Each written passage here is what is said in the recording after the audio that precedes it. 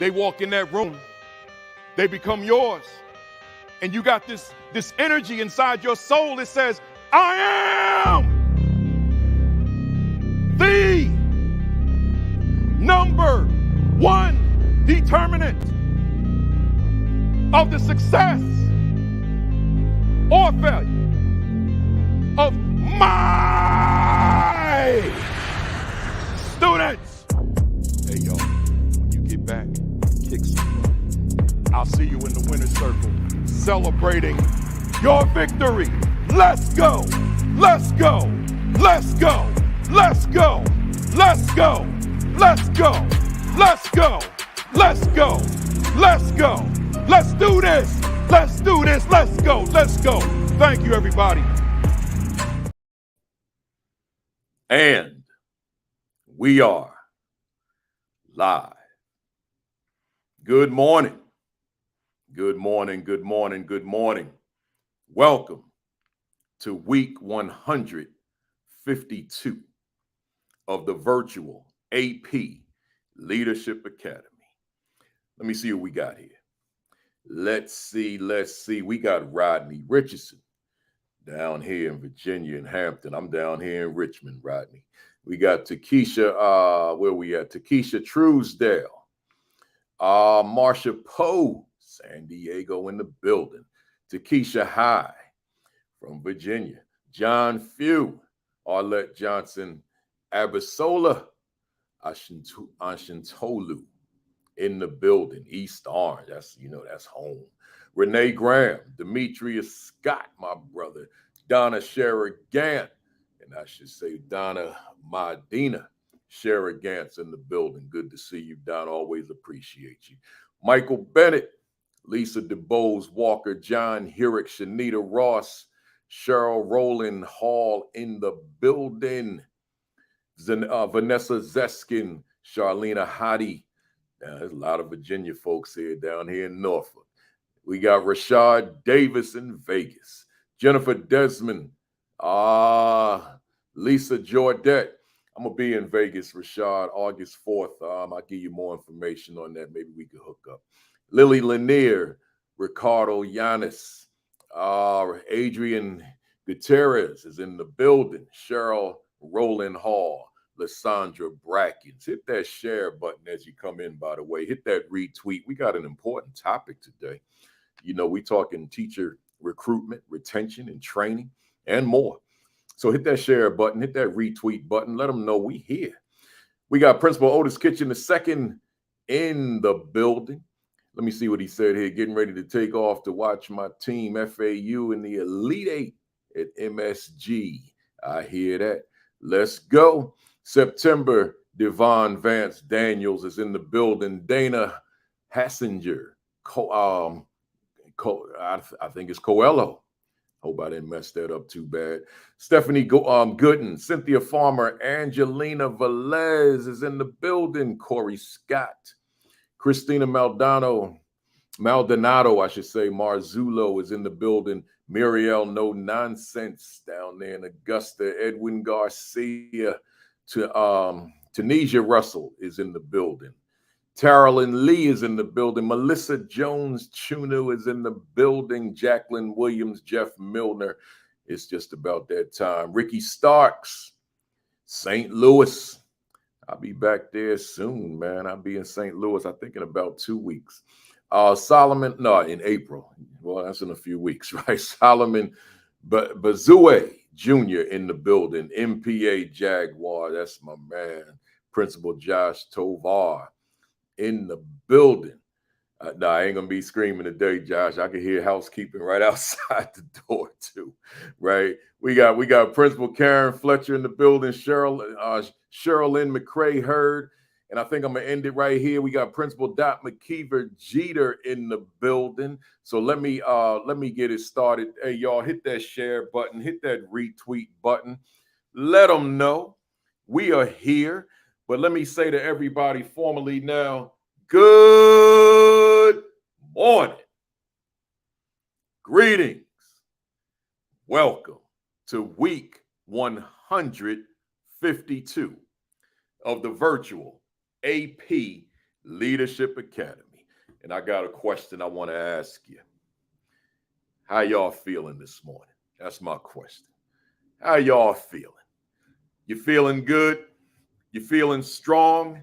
You feeling bold? You feeling like you're ready to go? Well, you know, as for me, I'm feeling the same way. My wife and I, we've been laughing for the whole week about this in terms of how I said it last week, and I'm getting ready to say it the same way this week. Let me tell you, I'm on fire. Y'all know I can't scream that fire when I'm in these hotels, man. They had a fire department up here, man. So give me some fire emojis, man, just so I could see some fire, right?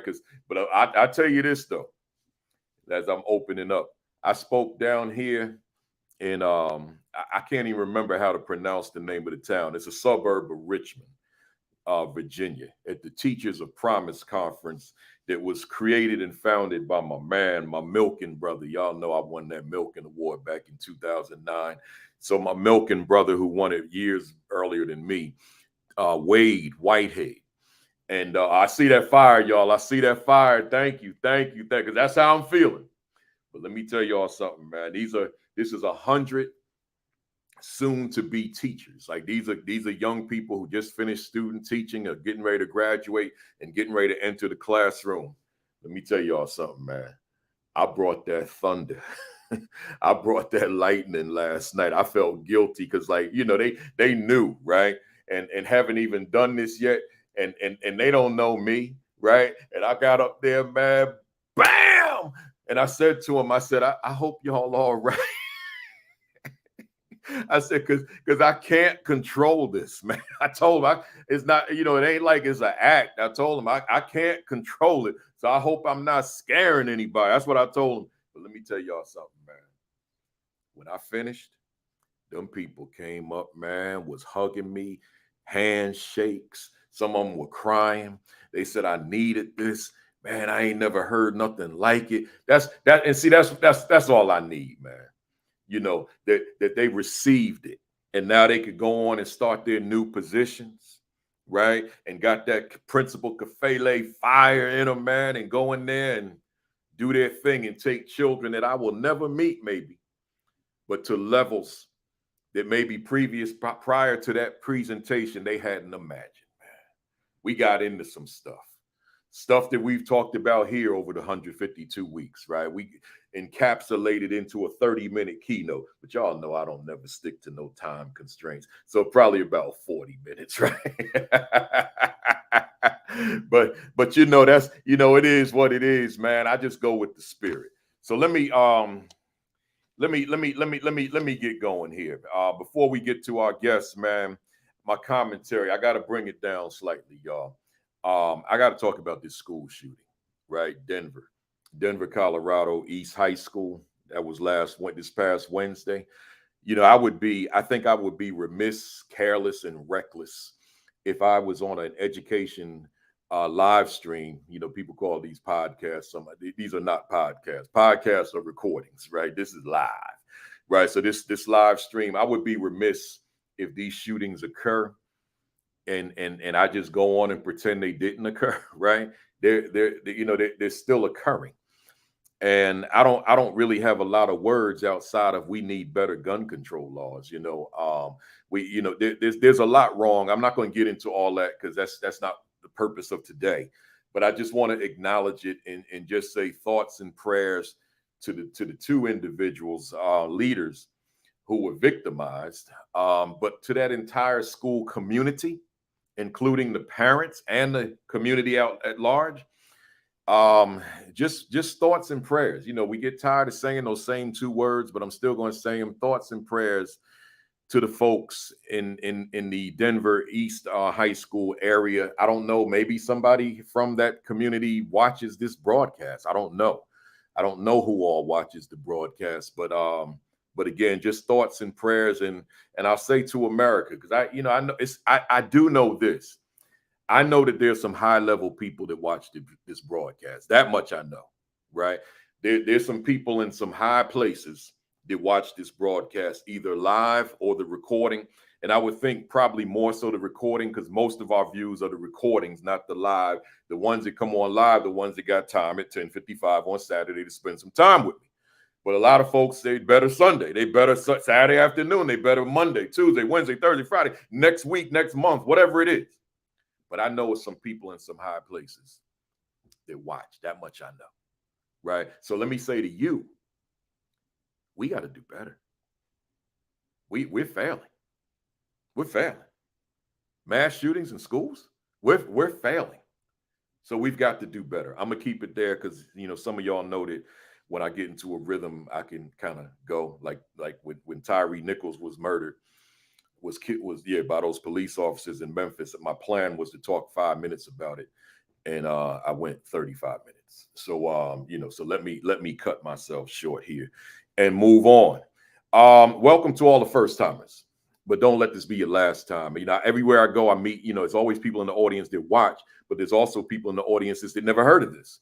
So I met a young man yesterday, and he's like, he had one of my books with him.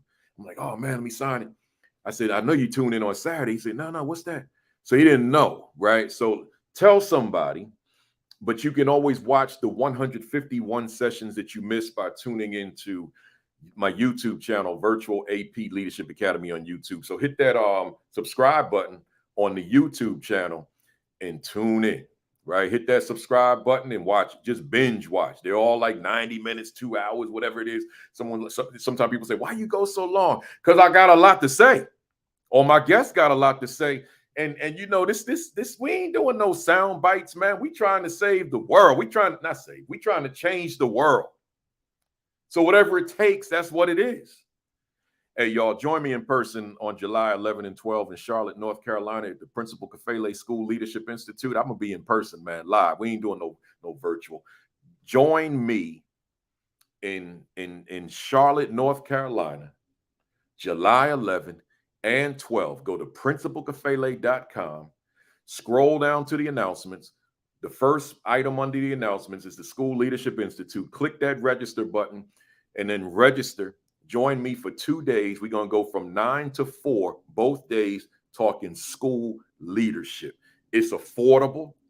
It's relevant. It's in person. Come on and join me in Charlotte, man. Let's sell out, man, so that we can get down in person as opposed to online, right? So that's the School Leadership Institute with Principal Kafele, July 11 and 12. I'll be posting all my summer conferences. That's the public presentations on my site this week, so that you can come and join me in some of those places like National Association of Elementary School Principals, ASCD conference coming up. I'll be there April 2nd. Next Sunday. And then the National Association of Secondary School Principals Conference, Southern Leadership Educational Board Conference, Black Educators Rock Conference. I'll be doing all those in July. Want y'all to come out and join me, man. Let's shake hands, man. Let's embrace. Let's take a picture, man. Let's communicate. Let's talk. Let's converse. Let's do all that. So I'll have all that on my page soon. I didn't bring any books, but the books that coincide with this: the Assistant Principal 50, the Aspiring Principal 50. Go to Amazon or ASCD and order your copy. But my new book now, the Assistant Principal Identity. I gotta talk about that. Subtitle: Protecting Your Leadership Mindset, Fervor, and Authenticity. That's available right now. You can go to Amazon right now and pre-order, right? And then the book will be sent to you on release date, May 19th. So we got a little bit more to go. May 19th, but you can pre-order now. The Assistant Principal Identity, Protecting Your Leadership Mindset, Fervor, and Authenticity. I see my wife on there, man. I didn't say her name. I don't know. She be checking in late, man. Kimberly brought Kafele in the building. That's the queen, man. She's here. All right, y'all. I think I'm done with my announcements. Make sure you like and follow the Virtual AP Leadership Academy Facebook page. I got to say that because let me get my pen. I write a commentary every Sunday. This academy is not solely about Saturday. It's a Saturday and Sunday affair. So Saturday is the broadcast. Sunday is the essay. So please don't forget the essay. I got something to say that I didn't say in the broadcast. You got to read that one, though.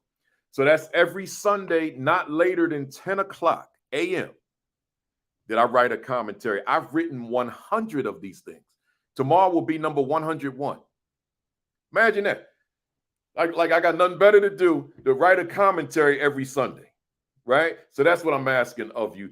Just read it, because there's some nuggets in there that I'm sure that somebody out there could benefit from. I'm done, y'all.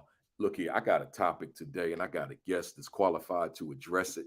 It's called teacher recruitment, teacher retention, teacher training, and then a little bit more, right? That we want to talk about, man, because we're in a time where folks don't want to come into education. And I'm gonna tell you something. This might not be politically correct to say, but I'm gonna say it anyway. For some of them, I don't blame them. I don't know that I'd want to enter it in this time. You know, I'm not going to take this time to discuss my own personal trials and tribulations, and I'm not going to do it any of these weeks because I'm writing a book about it. We doing a whole documentary on it to come out in 2024. But I got my stuff. I got my baggage. So I understand when folks are teaching. I ain't going into that leadership. I understand it. Or they're in it, and now I gotta find me something else to do. I ain't staying here, man. It's crazy, man. Bureaucracy, the challenges, the issues, the parents, the children, the colleagues, the administration, whatever. So I hear them, but I still try to push back, right? But I hear them. I understand. So we got to come up with strategy. It could be someone on here right now. Matter of fact, I know this definitively. Let me say this before I bring up my guest. There are people who have said to me that watch this broadcast, I've only stayed because of you, buddy. I mean, I'm not patting me on no back. I'm telling you what people have told me. I was ready to quit. I was ready to resign. I was ready to bounce. But listening to you, Kafele, you gave me new life. Somebody told me that last night. Listening to you, it gave me new life. It gave me new perspective. It gave me new lens to look through this work through. So I get it. And that's what this is all about. So I got my guest in the building, man. Let me bring her on up here. I got Bethany Hill from Arkansas in the building, man. Hey, Bethany, how you doing this morning? Good morning. You are preaching already. Oh my gosh. Oh man, I'm preaching it. Y'all hear that Southern accent, man? She ain't from New Jersey. Nope. I'll say y'all a few times. Yeah. Ain't no Jersey in my guess, y'all. We going south on this one, right? So that accent, but when it's interesting because when I'm south, they like, man, you sound like you from Jersey, man. You not from here. I go to the store and buy a pack of gum and like say good morning, whatever. They be like, you ain't from here. Yeah. I'm like, what you trying to say? You sound different. I'm like, y'all are one that sound weird, right? I sound normal, right? So yeah, but I mean, it's I like hearing different accents, man. I love going to St. Louis and hearing them accents because they a little different down there, right? But let's get it going. Hey, Bethany, let me share with them your bio. You sent me a short one. Sometimes folks send me like 2 pages, and you sent me a short one. So I'll just get on through it. Bethany has been an educator in Arkansas for 24 years. Her experience includes teaching grades kindergarten 1, 2, and 3, instructional coaching, literacy trainer for her district, assistant principal, and principal. I put in bold font, y'all. She is currently the teacher retention and recruitment specialist at Archford Education Service Cooperative, supporting novice teachers across 28 districts in her region. I put that in bold font, and I'll tell you why later. She is the founder of #JoyfulLeaders, a hashtag that promotes the positive in education and encouragement among educators. Her passions in speaking, engagement topics, so she's a speaker and consultant, include school culture, community and belonging, trauma-informed schools, inclusive practices, family communication engagement, and social emotional learning. So there's a lot she does as a presenter. There's a lot she does in terms of her day job, and you can connect with her. And I'm gonna put this on the screen later. You can connect with Bethany at Twitter at Beth Hill 2829. Beth Hill 2829. Instagram at Joyful Leaders. Her website, BethanySHill.com. Again, BethanySHill.com. So we'll get more into how you can reach out to her later on. We got a lot to talk about here. We got a whole lot. So before we get to my topic, let's get personal. Hey, Bethany, as I ask all my guests, I've had on now, I think about 76, 77 guests over the time I've been doing this. As an educator, who is Bethany Hill? Who are you? Oh, wow. So I was one of those that by the time I was about 7 or 8 years old, I was teaching school to my stuffed animals and neighbors and anybody that would listen. I always really wanted to be a teacher from the moment that I could, from day one, from the moment that I can remember childhood. And I always aspired, to go to college and to be that. I did grow up in poverty and, some tough circumstances. And, when I got older, I started wondering, would it be possible for me to do what I wanted to do? Because college is expensive. And, I was in my small little community and hardly ever been out. And, but luckily I had parents who were so supportive of me and constantly reminded me of my value and my worth and that I could do and be anything I wanted to be. So I ended up going to college, first generation college graduate for my family. And so I'm really proud of that. And now I have, a son who's graduated college and teaches, and I have another son in college. So I'm proud of that too. And so as an educator, I saw myself a lot in my students. I also saw kids that grew up quite differently than I did. And from day one, I often wish I can go back to that first year that I ever taught, because I can picture two faces from that first classroom that I know I didn't do enough for. And I don't know that there's a day goes by that I don't think about that. And, it really didn't hit me for the first 2 to 3 years of my career till I had a little bit of experience under my belt that I started thinking back and realizing how much more I could have done, but I didn't know. And so I live by Maya Angelou, her quote, when you know better, you got to do better. And so I have to continue to think that. And every year I'm going to think back and think there are things I could have done better. But I go back to those two faces and think about how I can immediately in my world right now influence in a positive way. And there's so many things right now that are beyond our control, as educators, but there's so much power that we do have to influence and to control our immediate surroundings in the way we impact others and the way we spend our time. So that kind of sums up why I'm still here after 24 years and why I've switched to adults as my focus more so than directly students. So good stuff. When you said the two faces, and I'm thinking about, I'm stuttering because this person might be on here. She's on here a lot. I had I had 2 first years. I had my first year in New York City, and then I came to Jersey and started over. So I had 2 first years. So in that Jersey first year, which is where I'm from, I had a student by the name of Letitia Anderson.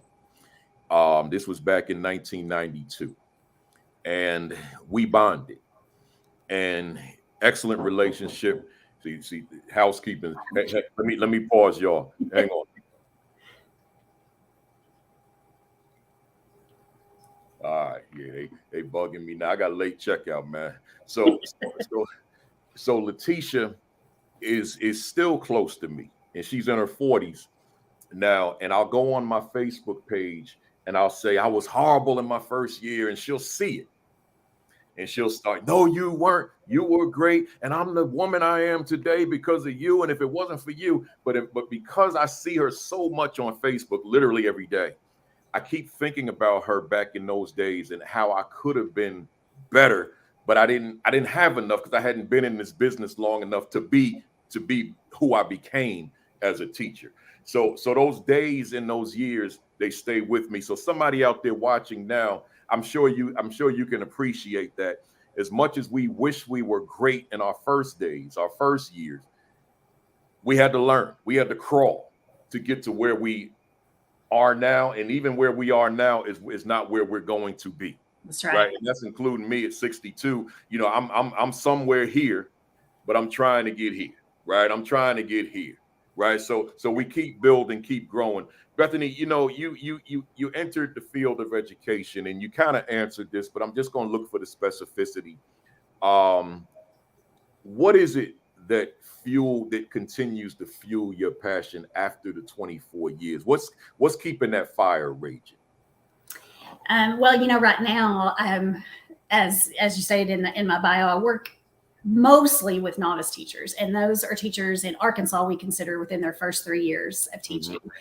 And I'm telling you, they amaze me on so many occasions. I go out to schools a lot and visit teachers, sometimes just to pop in and say hi, sometimes to sit in their classroom if they're struggling with something specific or they want some feedback.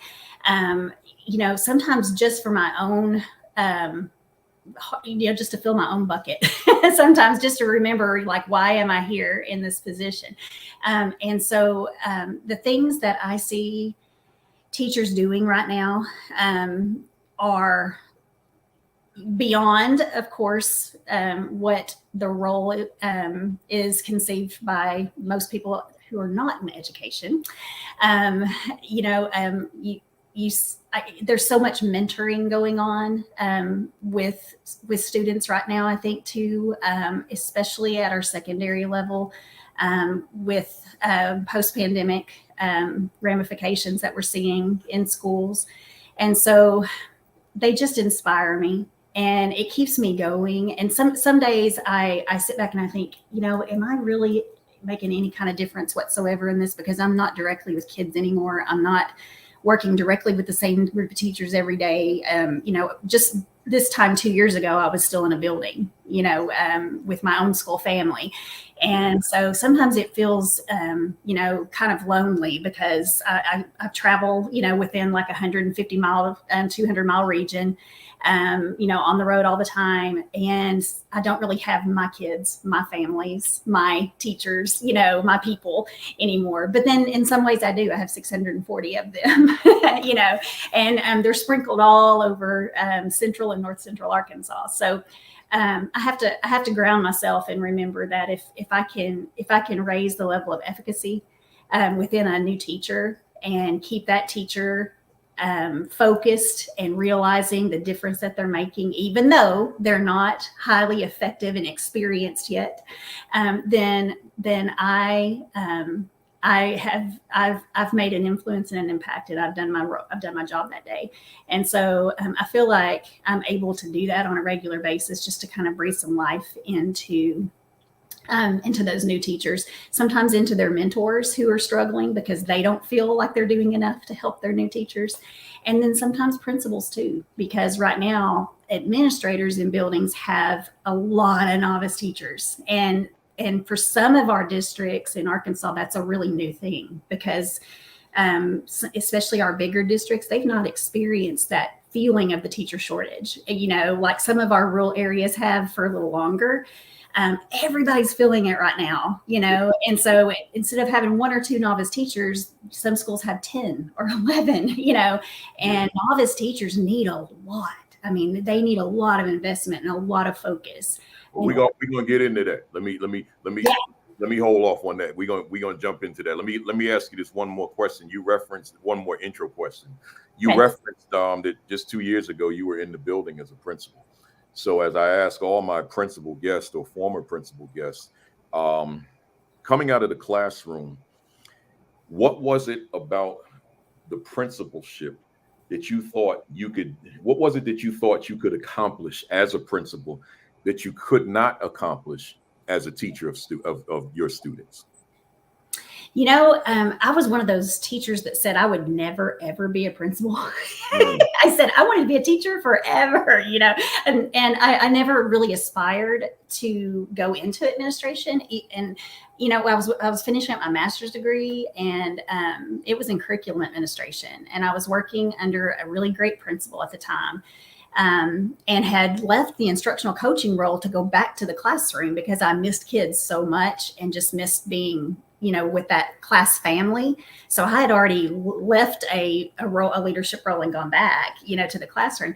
And the principal that I was working for at the time, she saw something in me that I didn't really see. And she encouraged me to apply for an assistant principal job that was opening up in our district. We were in fact hiring one for every building. And so there were going to be several hired, and it had an instructional focus, a curriculum focus. It was an instructional facilitator, assistant principal role. And I didn't even have my qualifications yet. And I'm like, I don't know if I can really do this, you know. And she said, you need to apply.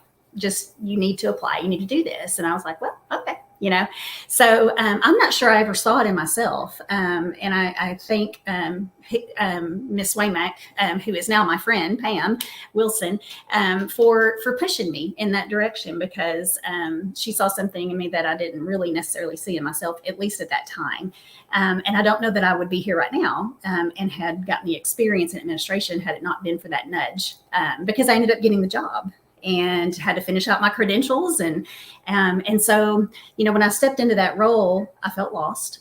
That first week of school, you know, I didn't have a classroom. I didn't have, you know, I was in this office, this weird place by myself sometimes, and I wasn't sure what my role was yet. You know, I had a principal who was really great. I'd heard wonderful things about him. He's going to be a great mentor for me.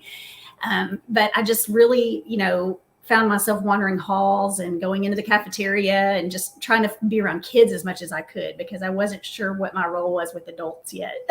And so once I realized, you know, and I had a great mentor my first few years as an assistant principal. And once I realized, you know, he helped me define that role and what I needed to do to help him, you know, be the best he could be as a principal. And he clearly defined his strengths. And he defined his weaknesses too for me. And so thankfully we were able to talk through that, and I was able to contribute some strengths.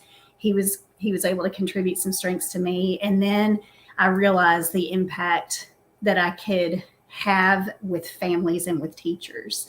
And even though it wasn't directly working with students on a regular basis, because I was feeling kind of, my efficacy was kind of low that first few months, because I wasn't working directly with kids every day, you know, and didn't know, like, you know, when you're a teacher, within the first couple of weeks as an elementary teacher, you know those kids inside and out pretty much. And I was looking at 500 and going, I don't even know their names, you know. And so I had to really focus in on what I could do to support the teachers. And a lot of that is just reminding them how great they are and how strong they are in certain areas, and looking through those strengths goggles. You know, because administrators often get that bad rap of we're the gotcha people and we're the ones who come in and tell you everything you need to improve on. And that's just not the case. I know very few administrators that are like that. And so I was on a mission at that time to make sure that teachers knew that I was looking for ways to contribute to what they were already doing well, you know, in the classroom. Let's keep moving. Hey, Bethany, let you know, I have a ton of questions. Right? Hey, just do this. Yeah. Because I'm like you, I can talk. Yeah. All right, so let's jump into this teacher recruitment, and let me preface it by saying that everybody knows this. I would think that we're living in some very dangerous times relative to the ability to ensure that every child that walks into a school, each child that walks into a school in America, is given or afforded a highly qualified, culturally competent teacher in front of them from pre-K all the way 12. We can't make that guarantee right now, right? It's we don't know. It's almost as if it's a luck of the draw in terms of who a youngster is going to get each year in the classroom. So my question to you: why is the classroom becoming, in your estimation, so less attractive to so many students coming out of college as a career option? Oh man, yeah. I think there's a narrative out there right now with teaching, especially since COVID. We were kind of lifted up on a pedestal as heroes, and everything during the pandemic when everybody had to be home. And shortly after that, when school opened back up, things kind of went back to, all the gaps in the learning, and everything is on the shoulders of the teachers again, and their administrators. And so I really feel like, even though there was already a narrative out there about teaching not being worth it because they aren't respected, our pay is not enough, we don't have great benefits, all of those things. Kids aren't the way they used to be. Kids these days, a lot of complaints about behavior and things like that. I think that has pushed that narrative out there so much, and social media has ignited that, whereas 15 years ago, we didn't really have that level of discourse on social media like we do now. And so people are looking at that role and going, why would I want to do that when I could go, when I could work remotely, when I can set my own schedule? There are so many different ways to that a career looks, nowadays, at our younger generation, especially when they think, oh, I can set my own schedule and I can travel when I want to, and I can work from my couch, and make way more money than I can by working 40 to 60 hours a week as a classroom teacher, sharing the content that I love. So I think that's a huge part of it, especially when we realized how much work can be done remotely since COVID, because a lot of corporations have switched their thinking, and some people work remotely now that never did before COVID. And so I really feel like that's made a big impact in this, but also, and I can only speak for my region, my area in the South. Rural communities are experiencing the biggest shortages, and there's just a lot of people who the pay is so low in some of those schools that they don't, want to come back home and teach like maybe once was. I always wanted to become a teacher and come back home to my community and contribute and give back to to the community that fed into me as a young person. And so I don't think we see that as much either. We see students who go in and they see they can go into business, or they can do some type of marketing or something like that, and have multiple careers within that content area. And some of our younger generation are changing careers every 5 years or so too. And so I think that's making an impact as well on the career educator as a whole. All right. So, going back to the whole motivation for creating the virtual AP Leadership Academy in the first Saturday in May 2020, the heat of the pandemic, I said to myself, the assistant principalship has to evolve, particularly when it's in that stereotype mode of this person does the dirty work, the discipline, the busting, Yeah. the cafeteria duty, the inventory supplies, all that kind of stuff. I said that has to evolve. That cannot stay the same. So the folks who watch, who view, that's who these folks are. It's APs, it's aspiring APs, it's principals, because you can't talk, and you know this, you can't talk assistant principalship if the principal's not a part of the conversation, because it's not like an assistant principal can tune in every week, get fired up, and now go back to the school and become that which they heard a guest talk about or me talk about. The principal has to be supportive. So with that said, a lot of what we discuss for the AP, I want the principal to hear, so that collectively we can start to move differently within a school. So I said that to just to kind of buttress my question that I want to throw at you. With leaders who are watching now, and given everything you said in that question I just asked you, what can a building level leader, forget about superintendent, forget about central office, forget about all them folks, at the building level, what can building level leaders do to increase the number of teachers relative to the volume of vacancies that they may have within a given school year? Now, I want to throw my own response out first, and then you jump in here. I know what that is to have these vacancies. So branding mattered. And if I can create a brand, like the virtual AP Leadership Academy is a brand. I got to compete with a million other podcasts out here and live streams.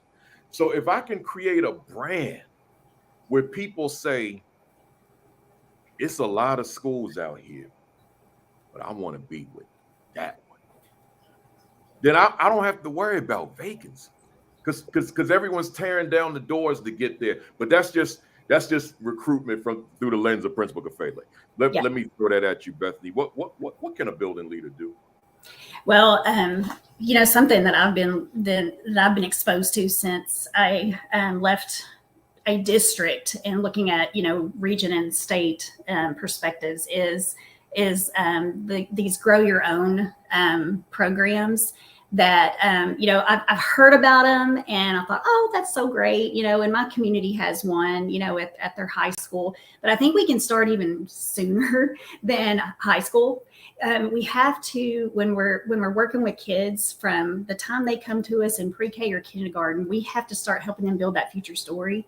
And when we're looking at careers, and especially when we see certain things within kids, when they have some of those attributes that lend themselves to being a great teacher, when a child is 6 or 7 years old and they have patience with students who need to have that patience exhibited, when they have the empathy and compassion, and those things are natural, especially, we can start pouring into those kids and helping them build that future story, and involving their families into that future story as well. Because and if I was a secondary administrator right now, I would be tapping into my freshmen and my sophomores and my juniors and my seniors, and I would be talking to them about coming back to work with me, alongside me as a colleague in 4 to 5 years, after they finish their degree and their student teaching.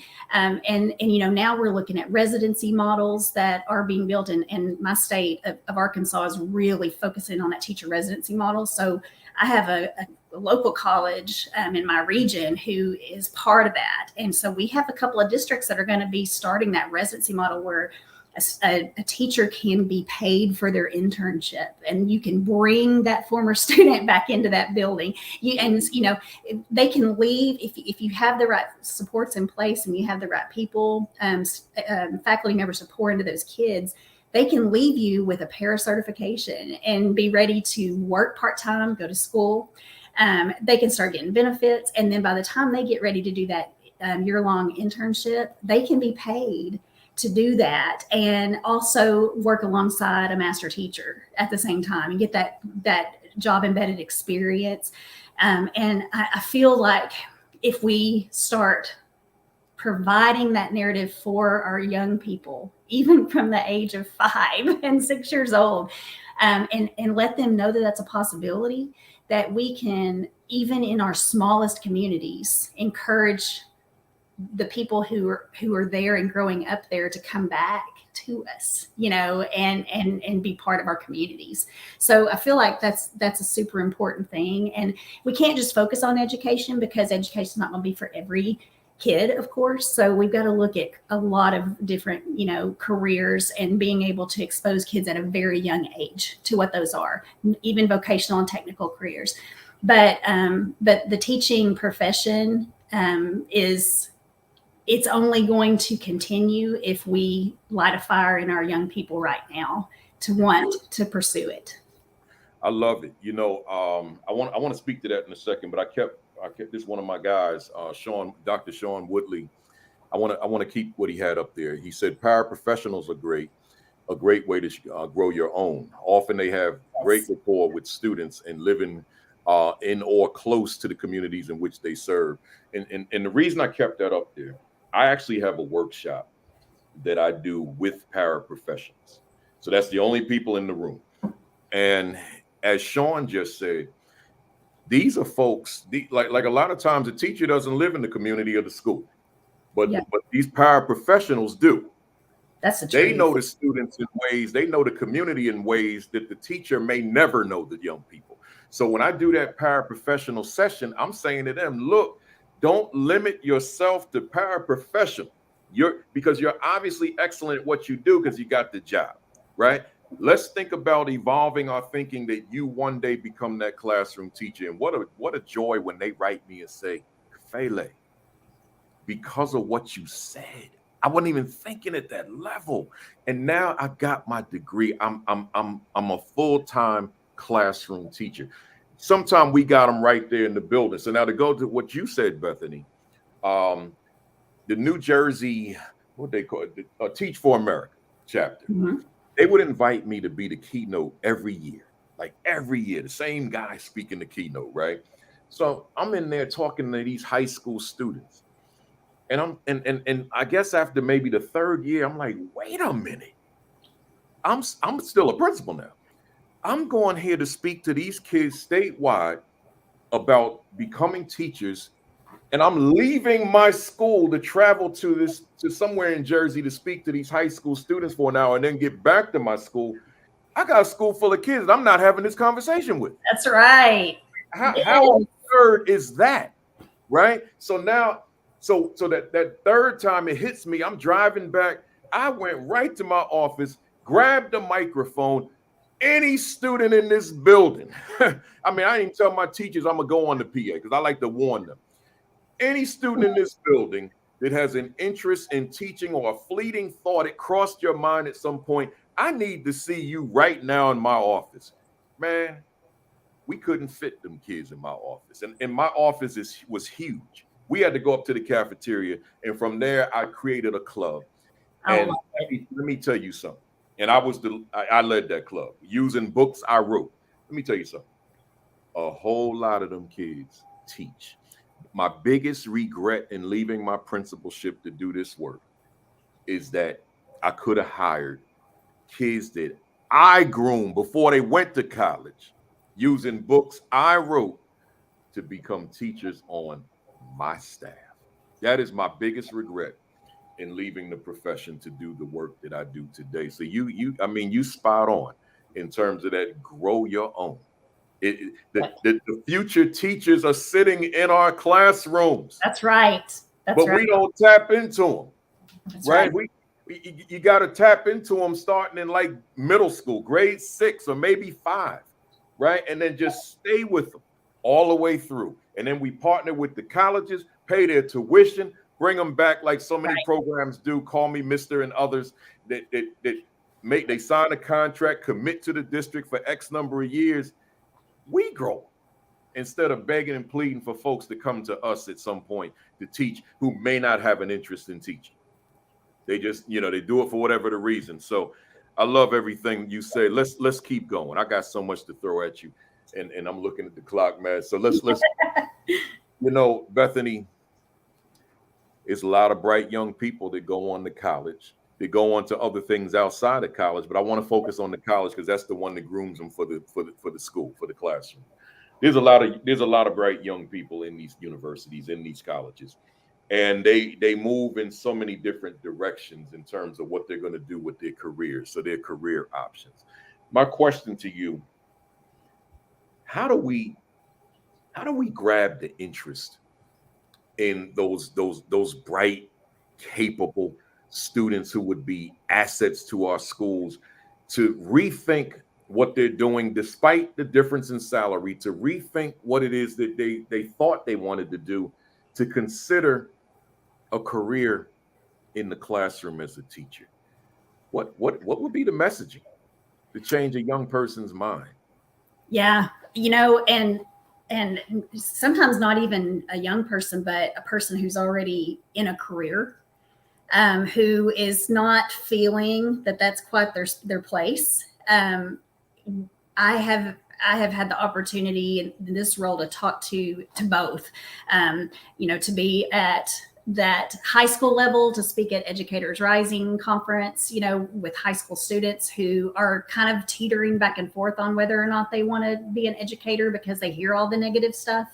And just being able to share the story of my own journey with education and the teachers that impacted me, that are, because I have a couple of teachers who probably saved me, growing up, and who poured into me. And I was lucky enough to go back to my community and teach with a couple of those teachers who breathed so much life into me when I was a very anxious, young, impressionable kid at the time. So being able to share that story, number one, I think, is when we share our testimony, share our story, that's a way that we can inspire and engage people just to listen to what education has to offer.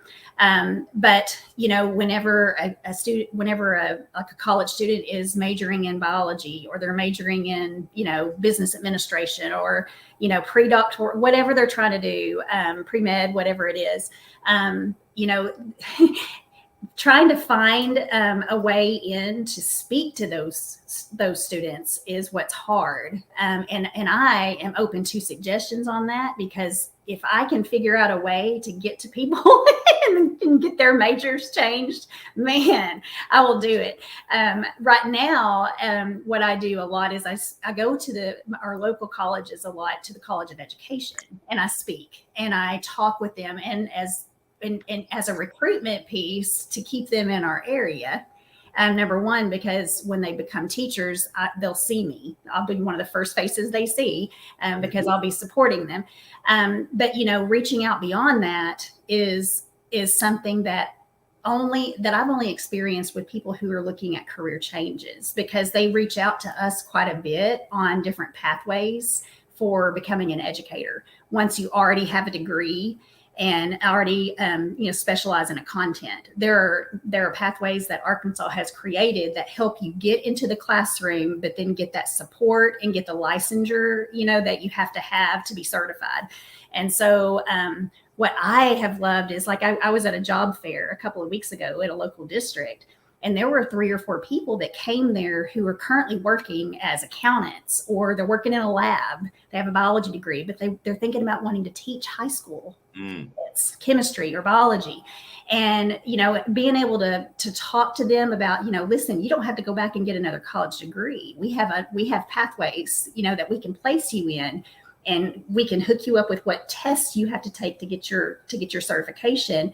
And we will support you those first couple of years through, becoming an educator. Your content, you're a master at that. Now we got to teach you the art and the science of teaching, So that part of my job I never expected, but I love that. And I think as a building leader, we have to tap into that more, into communities, whether you're an assistant principal or a principal, knowing your community, knowing where to go, and knowing how to make those connections to talk to people, whether they're a student majoring in something or whether they're already established in a different career. You never know when you plant that seed, if you might get somebody to shift their thinking and become an educator. And when we see nurses and police officers and accountants and radiology technicians going into the classroom, they have a lot to learn because they don't have the pedagogy and they don't have the basics, the classroom management and things like that. But the life experiences that they can bring with them are huge, and they can contribute in ways that I never realized, until I stepped out and saw a bigger picture, and until we had the shortage that we've had, and we're having to look outside of just thinking about the kid who's always wanted to be a teacher like me. From the time I was 7, because there are people right now who it's never crossed their minds, whether they're 20 and a junior in college or whether they're 50 and, looking at wanting a life change, but not sure what that is. So as building leaders, we have to be ready to promote the profession and sell it, and that's only going to come with our fire within us and the passion that we can exude with, for it, and having a way and a plan for them, to offer to be versed in whatever your state's, pathways are, because now states are becoming very resourceful at, getting people to come into the classroom that can be great educators that never really had that plan before. So I think we have to be versed in that too, as building leaders, so we can be able to explain it and support, to follow up with people. So, 2 key words that you use, you said promote and sell. And I'm on record for decades saying one of the challenges in the education community is that we are in the selling business. We're in the marketing business, but we have not been trained how to sell, how to market, how to promote. yeah. My blessing is that my mother, who's on here watching, steered me into marketing when I went to undergraduate school. Matter of fact, when I went to junior college, she steered me into marketing. I didn't know why. I don't know if she knew why, but I went on and studied marketing. And then when I decided to go the education route, I thought that I wasted my time. Like what, I'm not going to use this degree, not realizing that no, I'm using the degree every single day I'm in a classroom. Every single day I'm in a school leading, I'm using that marketing degree. Hey, folks out there watching, do you hear me? I'm using that marketing degree every day. This platform, I'm using that marketing degree every day. My overall business, I'm using that marketing degree every day. In other words, do we know how to take what we have and pass it on to somebody else? Do we know how to promote? Do we know how to sell?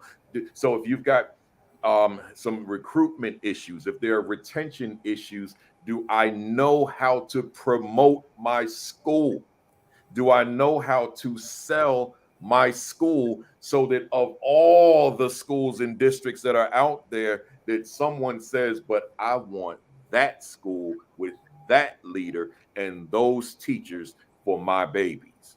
See, it's all about, do I understand the science of promotion, the science of selling? It matters. So with that, appreciate that, Bethany. With that, let me roll up my sleeve a little bit on this particular question. There's a crisis in education as it relates to recruitment. And that crisis for me, and I will take this one to my grave, the biggest crisis, the biggest challenge in education as it relates to recruitment is the recruitment of the Black male educator. I cannot conceptualize a bigger crisis as it relates to recruitment, right? You got an abundance of Black children in schools in various different parts of the country, including where you are in Arkansas. Yep. But so many of them can go K-12. In fact, before I say the next word, somebody hit that share button, hit that repost button on LinkedIn, hit that retweet button. Let them know I'm going in. Listen, there are Black children that will go to school K-12 and never ever see somebody who looks like them. You know, in my world as a speaker, Bethany, there's a lot of people in the audience still in 2023 who have never experienced a Black male presenter. Now, with some, that creates cognitive dissonance. Those who have been honest with me and told me this defies what I conceptualize of what a Black man is. I've heard that. But then there are others in those audiences that, oh my God, Kafele is a breath of fresh air. I've never heard of you before, but seeing you, hearing you, you spoke my world. So I got them two polar opposites and then everything in between. So with that crisis of the Black male and that young, that Black student, but particularly that Black boy who may be going home to a household where that Black male may not be present, it becomes this massive crisis. So what I want to throw at you first, because I got a two-parter. I'm not looking for your solution. I'm looking for your thoughts. What are your thoughts? What are your views on this crisis of the Black male in the classroom? Black men represent less than 2% of the total teaching force in America. Some have it as at 1.3%, 1.2%, 1.4%. And most of them are in those larger urban centers where there's a lot of Black folks. But then you got the smaller sections, the smaller centers or cities and towns where there are also a lot of Black children, but they don't see that Black representation unless it's the school custodian, right? And that's not to minimize that role, but I'm talking about the teacher and that Black boy seeing that professional educator in front of him doing this important work of teaching and learning. What are your views on this crisis, and why do you feel the way that you feel, whatever it is you're going to articulate? Well, you know, the way I see, you know, we know that our systems within education, we have some systems that were not even broken, but created to exclude, to not to purposely leave out certain groups of students, you know, from special ed students to Hispanic students to Black students, and sometimes female students. So, you know, I think we have to, as building leaders, we have to look at what our systems are right now and be realistic with it. Look at data, look at the disproportion between students who are being suspended versus students who are not. Look at who is enrolled in certain classes versus who is not. Look at what labels are attached to certain students versus ones that are not. And take an inventory of what's really happening within the system, which is that building, because we can look at it nationwide and know it's a problem. We know there's a problem and it's everywhere. But you know, we can't fix that immediately. That's not within our control. But when we look at data as a building leader and we look at the most at-risk students regarding attendance, suspension, and failure, if the Black male sticks out in that, which I can guarantee you it will in many areas, then there's where we start.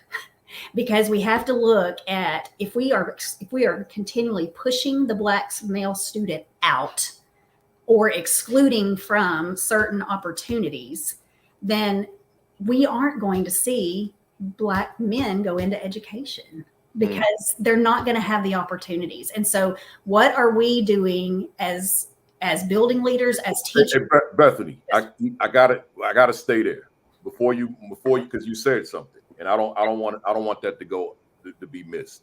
Okay. Let's stay there for a second. So as you said, if we're in a situation where the disproportionality of discipline and suspensions and we're pushing black boys out,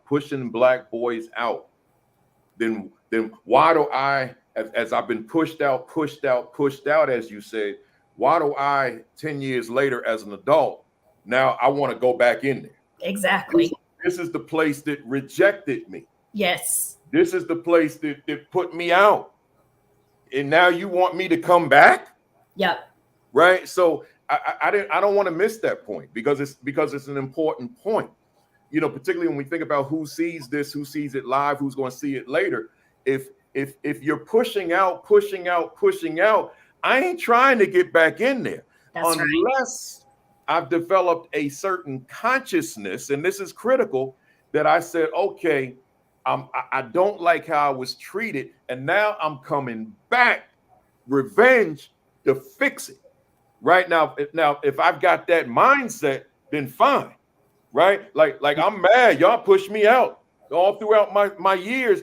I'm coming back to make this thing work.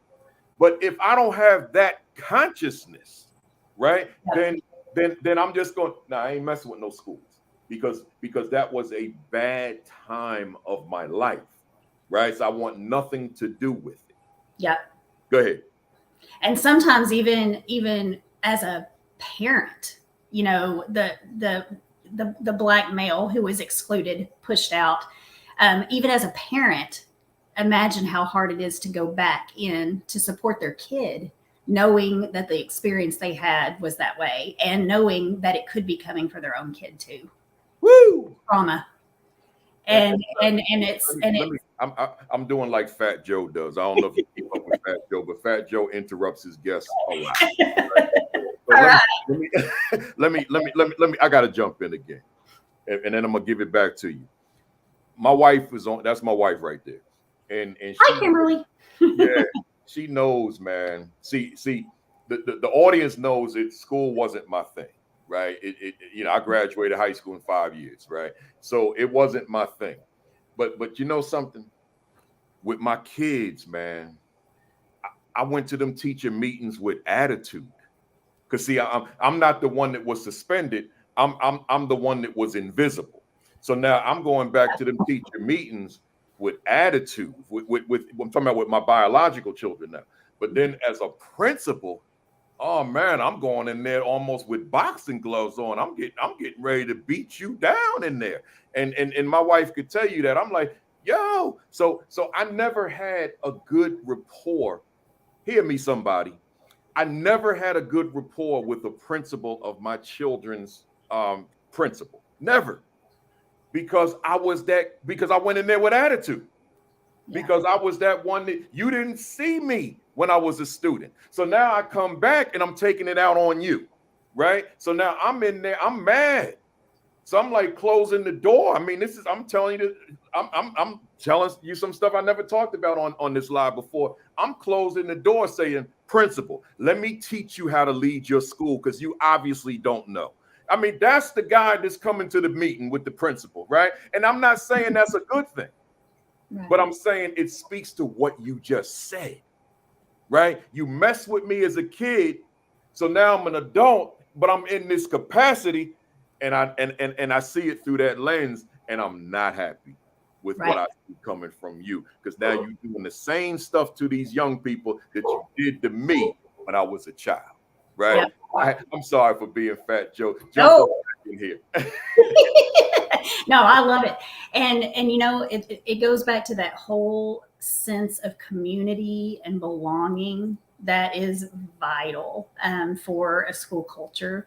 And that starts and ends with the building leaders, you know, with the principal, with the AP. What's tolerated becomes the standard.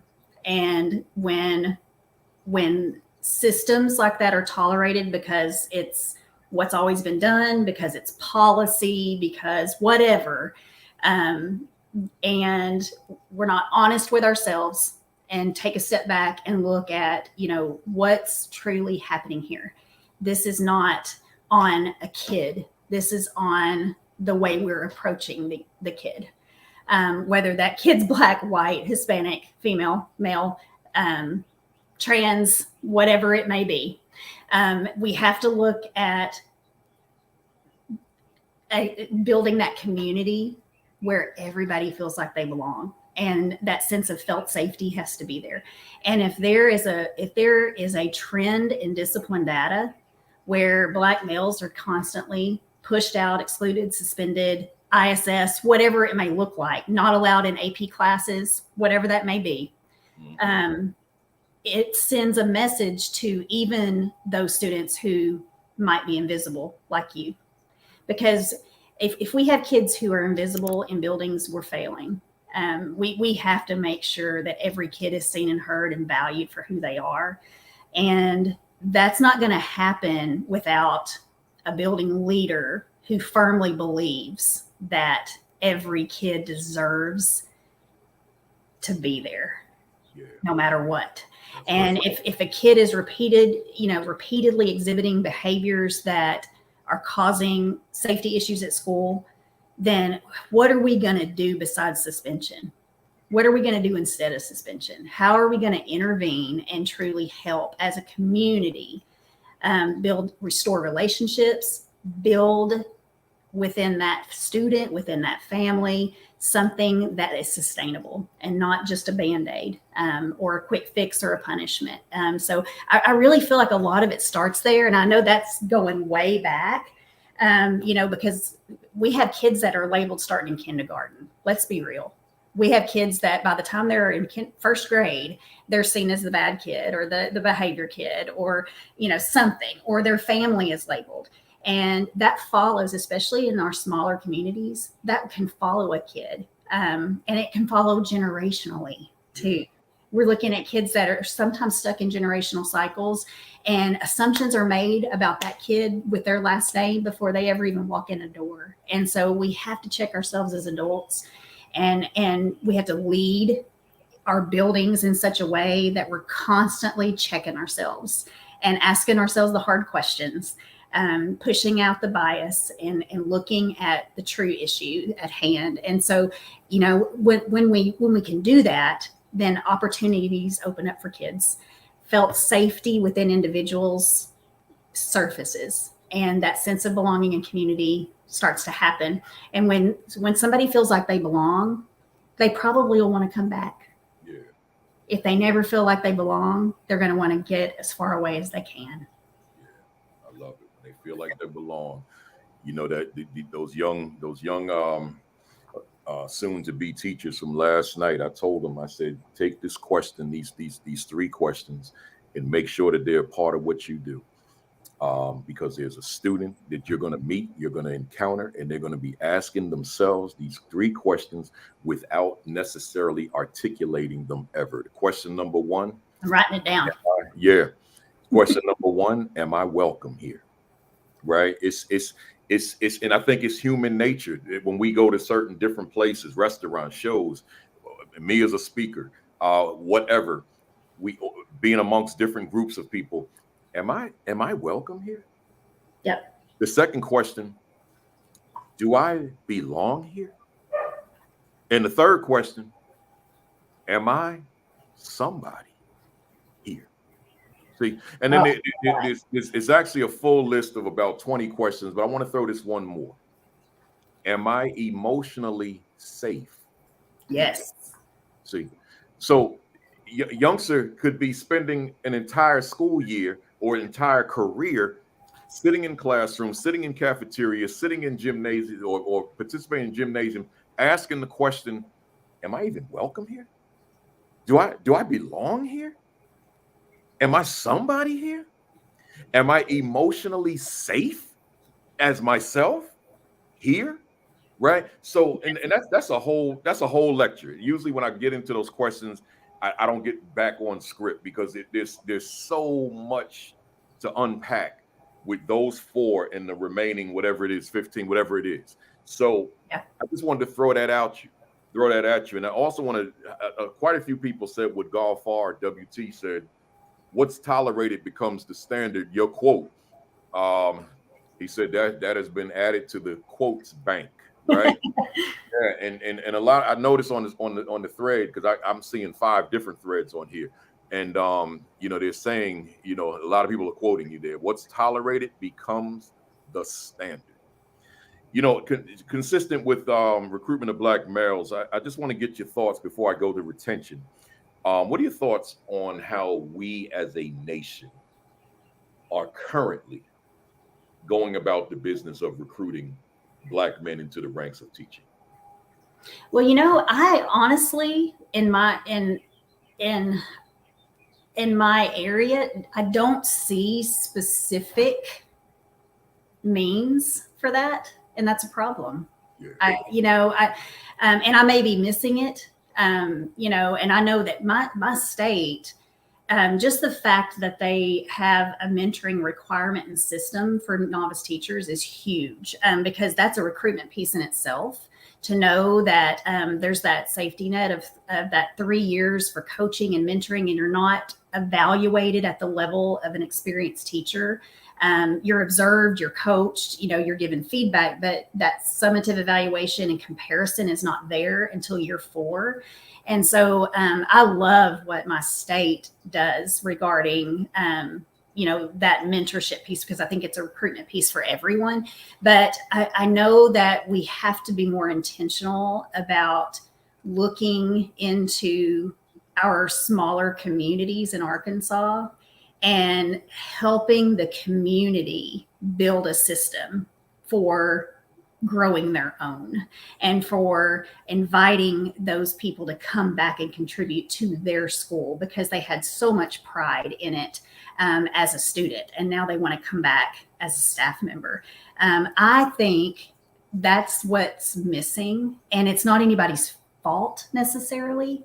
I just feel like it's something that we've not tapped into enough, and how to start that is something that I think about all the time. Like what in my role can I do to help a community start to try to grow their own, because then when you look at it, you think, oh, they have systems, and what are their systems like, and are some of their systems, are certain systems failing kids? We know they are. And everywhere, even the very best districts that we have in our nation, they're still failing certain groups of kids, because we have blind spots, and we're not always honest with ourselves about that. And so I feel like if we can, as building leaders, connect with the community more, we have to make ourselves a PR person with our community. And not just the school community, but out, and maybe even statewide, and branching out into that nationwide viewpoint, because we have students sitting in our classrooms that we know could be amazing educators.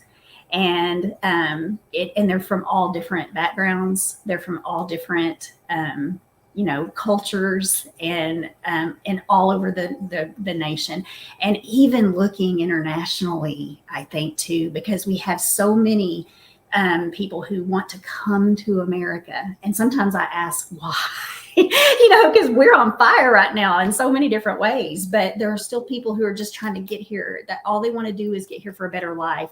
What are we doing to tap into those people too?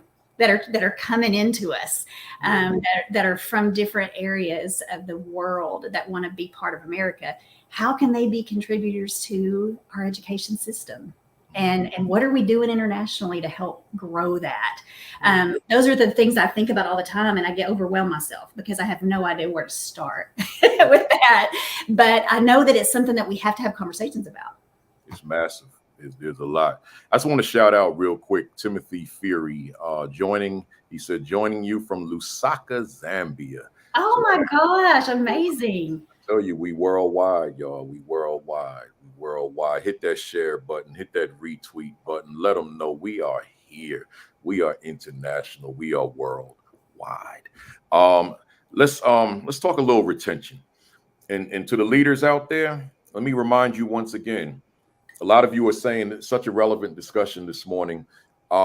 Teacher recruitment, teacher retention, hiring practices. These are the teacher training. These are all relevant to your practice as a leader. So if you're finding that you're in a leadership role and teacher recruitment is not on your radar, Teacher retention is not on your radar. Teacher training is not on your radar. Hiring of teachers is not on your radar. This is not what you do. Then your horizons have to be broadened, right? Mhm. Your scope has to be broadened. What you do has to be broadened. This is a significant major part of building level leadership. That's not central office. This is you. Like now in the age of social media, if I'm trying to recruit, oh man, I'm using what I got as a platform to bring people in, because when you and I are intentional about our reach, people say to me all the time, man, Kafele, you got a big reach, man. You have a huge following of people on social media, but let me tell you why. Because I've been intentional about building it. I don't take my social media lightly. Hey, y'all, they calling me from the front desk. So I don't take my social media platform lightly. It matters because I use it in a variety of different ways. So, Yep. so with that, let's jump into retention. Teaching. Teaching at Bethany, as you know, is not easy work. And teaching is more than just teaching, right? It's not just being in the classroom and then after that, so the lesson's over, we're done. It's a pressure-filled, stressful, overwhelming position. Even Yes. when we're great, when we're extraordinary, it can still be downright overwhelming. So my question to you is, under these circumstances, how do we still retain those folks, knowing how overwhelming the work can be? What are your thoughts on that? The very first thing that comes to mind, and probably no matter what the question is, regarding school culture Oh, and going crazy back there, huh? I know it. They're sorry about that. We hear you, so it's all good. So what I think of is visibility, and coming into that assistant principal or principal role, whichever one. And some people go straight into a principal role and they don't ever get that AP experience, and I can't imagine that, because I started out as an AP and that was such a great learning experience for me, because I worked under two amazing mentors, and I learned so much, and took a lot of their leadership aspects with me to help grow my own style. And but sometimes we're just, people are thrown into that principal role and they're having to think about, what do I prioritize first? And of course, we have to think about safety, physical safety of everyone at hand. But visibility is everything. It links to safety. It links to culture, to climate. It helps you be informed. It helps you hear things, see things, be present in the moment.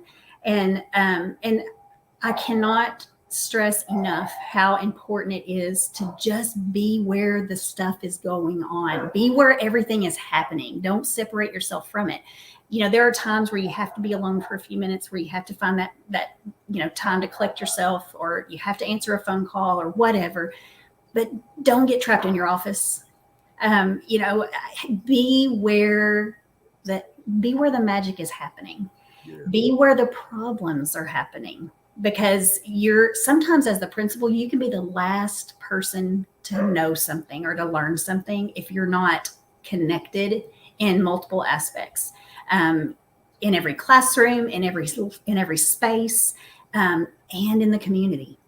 Being out where your students are, being out, going to the same, neighborhood markets and doctors' offices and ball fields and all of the places where your families and your kids are going to be. It's just so vital, especially when you're new in the role and you're trying to learn about the people that you're serving.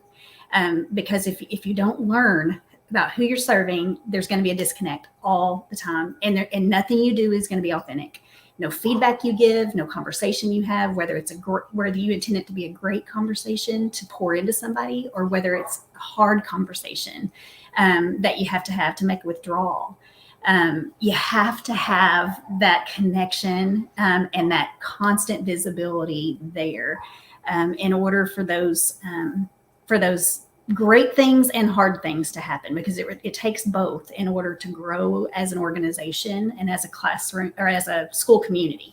And when we model that for everyone involved, then our teachers see that, and they know how important it is for them to be highly connected, highly visible within their classroom, not just in one place, but in the middle of their students, and involved in other students that aren't theirs, because that sometimes can save some kids that we never even plan on saving or intervening. Sometimes just another adult who doesn't have a reason to invest in a student, when they can invest in a student by making sure they say good morning, or stopping them at the end of the day before they hop on that bus to wish them well before they leave, to make sure, if you know that they're not getting another meal until the next day, that they have a plan and that you can help them with that.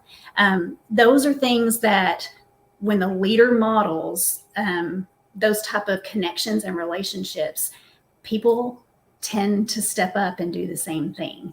And then we see it happen in our students. And that's where community and culture and belonging happen from peers to each other. Because a lot of times we see a lot of angst within peer groups and a lot of separation and conflict. And so that is often fed from the way adults treat each other. And the way they see the community functioning as a whole. So when the leader's present, it sends a huge message to students. It sends a huge message to families and to staff. I think it's the most important thing. Love it. Love it. Bethany, is there a correlation between high quality teacher training and retention? Absolutely. And I am learning a lot about that as I've stepped into the adult learning world these last couple of years, because I plan a lot of different learning sessions. And what I've realized when I'm getting feedback is that the more personalized it can be, and the more differentiated we can be for groups, the better performance or implementation of the teacher. And so, we have the traditional sit and get 6-hour sessions that sometimes are necessary, and we have to do those things. But what are we doing after that? How are we following up? If it's somebody like you who comes in and spends a day with a district or with the building staff, what is the building leader doing to follow up and to keep that alive on a regular basis? What priorities are coming from that professional development experience that everybody got to hear? And how am I going to pull from that to implement some building goals as a whole? And then what am I going to do to pour into individuals based on what everyone heard? Because there's power in everyone hearing the same thing at the same time too. But I think where we miss the boat is that we hear it, we get excited, yay, Principal Kafele is so motivational, he fired me up, now let's start school, and 6 weeks later, we're drowning, it's family conference time, I've got 6 kids that have major behavior issues, and the principal, is never around because they're always dealing with discipline because behavior's out of control, and then you've forgotten the purpose and the why. And so we have to keep those moments alive, because when we have those quality experiences and we don't keep them alive and going and plant, intentional ways for people in the building to reflect, then we're just missing out, and we're wasting money, we're wasting time, and time is everything for teachers because we don't have enough of it. Love it. Let me go back to these black males. I happen to know personally, and I'm sure you know as well, that there are countless black men that came into education and quickly became disenchanted with being in the school. that they were assigned to for a variety of reasons. And I listed about 6 that I wanted to just read off. Expected to be disciplinarians for students who are not their own. Yeah. Their input not being welcome in things academic. Their intellect not appreciated nor respected. Cultural differences that are not understood by administration. Mhm. Intimidation by their presence, and then just overall racism. Um, a lot of Black men, I hear this from them. I see it written on various different Facebook groups, and they wanted to go in there and get the job done, but then they're experiencing the 6 things that I just listed and more. And it's like, why bother? Yep. Let me find something else to do. So my question for you then is, what are things that we can do to change the experience of being Black and teacher, right? Teaching while Black. What are some of the things we could do to change those experiences so that many Black male educators want to stay in the classroom and teach? Mhm. Right? And the question is geared toward leadership, obviously. Yeah. Right. So what do you think? Well, as speaking from the white educator perspective, if I was leading a building and had the privilege of having educators of color in my building, which I never had that because I worked in a community that was not very diverse. But if I had that, my first move would be to ask each one of them why they're here, what got them here. And, was it what you said earlier? Was it motivation to fix a broken system that they experienced, to come back and show how it can be done? Or did someone invest in them and make them believe that they could, come in and make a difference? Whether it was a positive reason for entering the profession or a negative, because I think we've got to know that as a leader, what's their story. And because the value in someone's story is just priceless. We have to know where people are coming from, and encourage them to be able to share that story, because everybody has one, and some people don't value their own story enough. Because maybe it doesn't feel like it was as hard of a story or as challenging of a journey as the person next to them. And that doesn't matter. Every person who enters education, there's a reason why they're there. And so we need to figure out from the smallest group, which right now are Black men, in our education system, why are you here? And what's going to make you want to stay? How do I provide you a voice and a level of advocacy for you to stay in this profession, but also to be a model for students who look like you, who may want to enter the profession as well? Because I think that's a lot of where we're gonna be able to reach some of these younger generation of kids. And I know what you're saying about the Black male in the building being the disciplinarian. And I see a lot of Black males that are placed in alternative learning environments, because those are the hardest kids, the most at-risk kids, the most out of control kids. And that sometimes is done on purpose. And sometimes it's a great thing because those kids do relate and trust a Black male better. But why are they all Black males in that classroom to begin with? There's the problem. So we have to go back to what's going on with our students currently, and how can we place that Black male as a mentor, as a support person, and not somebody who's going to be the disciplinarian necessarily. That we've got to flip that narrative for sure.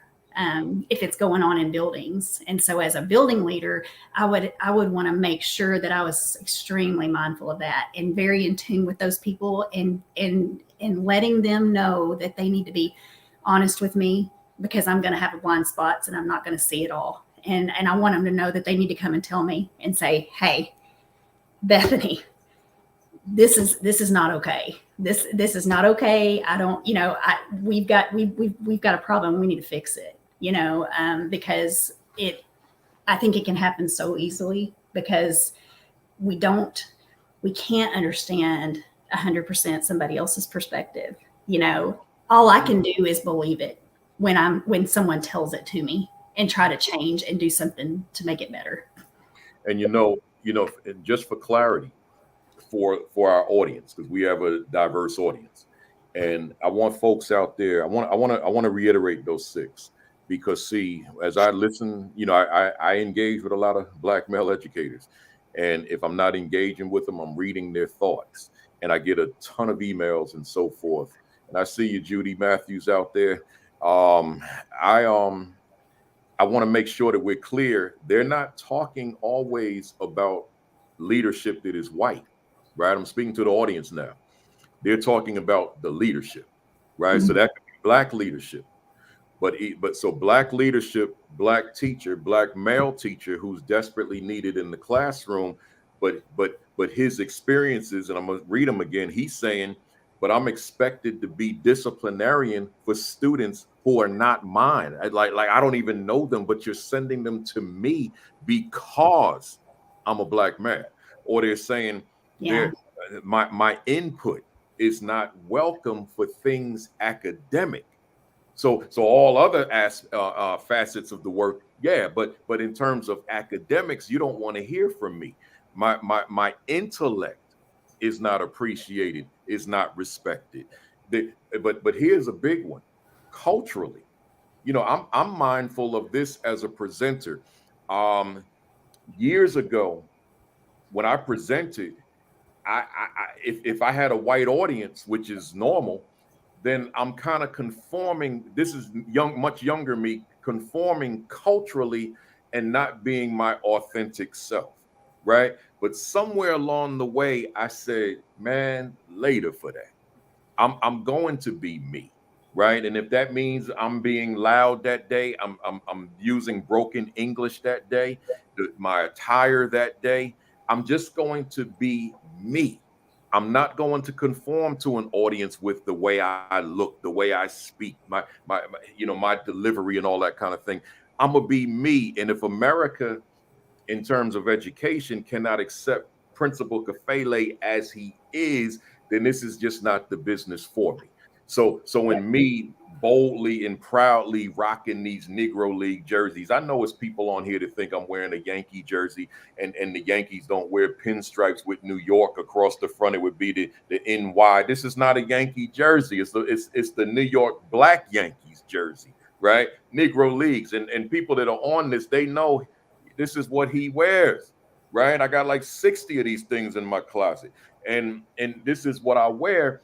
But then, just in terms of me as presenter, I'm just being my authentic self. And I know some people don't like that, but others love it. And then they got everybody in between. So culturally speaking, I said, I'm just going to be my Black self. So that Black man in that school, he's trying to be his Black self. He's not, particularly in a school where he may represent a minority. He doesn't want to conform and step out of himself and be someone who he's not. But then there are implications with that. And that's where our conversation with me saying, no, we got to stop that. Those cultural differences, administration has to understand who that is on that staff. We're not going to be uniform and monolithic and cookie cutter and all that kind of thing. We're going to be who we are. And then the intimidation by his presence. I mean, you may have hired some big 6'7", fully bearded, long hair, and something about that size and presence is intimidating to you. Well, it cannot be. Yeah. Right. It's who he is. He's just being his natural self, and we can't be afraid of the big Black man that walks into the building. But this is some of the concerns that men have, Black men have, and then the overall racism. So I'm saying all that. I kind of seized the opportunity, Bethany, because I know the interview is about you, but just to reiterate that these are things for our audience this morning and those who will see the video later. You got to consider that, man. Yeah. These young men who I call brothers, these brothers are invaluable to their schools, but you got to make them feel comfortable there so that they want to stay there. You can't create these situations and these circumstances and these environments where they say later for this garbage. I don't want to be here. I'll find something else to do with my life. Right. So that's important, leaders out there watching. So that word equity, it doesn't solely apply teacher student. It applies administrator teacher, right? That's equity as well, right? Good stuff. Let me keep going because the time is moving. Let's just jump into teacher training a little bit. I skipped a lot. I was overzealous in my questions. I have enough questions here to take us for another 2 hours. Right. So, yeah, I was overzealous on the airplane writing questions, but let me say this. Let's go to this teacher training. You are an educational consultant, and I'm gonna give you 2. I wrote 5, but I'm gonna give you 2. Where are we getting it wrong with how we go about training teachers at the building level? Are you talking about from the building leader's perspective? Yeah. I am learning, like I said, a lot about the adult learning world that I wish I'd known when I was a practicing principal, and trying to, to support an entire staff. But what I see is that it goes back to that level of visibility, because we can't know the needs of the people that we serve unless we're in the mix. We've got to be involved, and we have to have ongoing conversations. And we can't really have great conversations unless we're seeing what's happening between our educators and staff and students, and even families, when they come and engage with us, in the school community. So as a building leader, I think we have to constantly ask questions. What do you need from me as the leader of this building? What do I need to provide? Is it resources? Is it time? Is it space? Is it something that you need to leave this campus to go learn? We have to figure out collectively what our goals are as a school community, but then individually, the building leader has to have a sense of what each person needs in order to grow. And that's from the year 1 teacher who's just entering the career, to the teacher who's taught 10 years, to the Black male versus the Hispanic female teacher. We have to figure out where everyone is in their educational journey and what it's going to take for them to continue to grow, and for them to be self-disciplined enough to be in charge of that. Because it doesn't have to be us in control of that learning all the time. We don't have to set it up. We don't have to schedule it. We don't have to tell them what they need to go to. We need to give them voice and choice in what they want and need to learn in order to get better. That doesn't mean we don't give them feedback and overall goals, based on what we see as evaluators of their performance sometimes. But overall, teachers are very self-aware people for the most part, and they know where their strengths are and they know where their weaknesses are. That there are circumstances where that may not be the case, but I truly believe those are very few and far between. Educators are very self-aware people. And so if it's something that is related to their content, if it's something that's related to the way they have relationships with students, if it's their classroom environment, whatever it is that we feel we can take it up to the next level with those teachers, if they're not aware of their strengths, then we got to make them aware of them. Because if they're going to be unaware of anything, it's going to be their strengths, because teachers are very critical. We tend to turn inwards on ourselves because a lot of times we feel like we fail when we don't, complete that lesson that day, or we don't get through to that one kid that day. We tend to blame ourselves for a lot of things that aren't necessarily our fault all the time, or something that we haven't achieved just yet.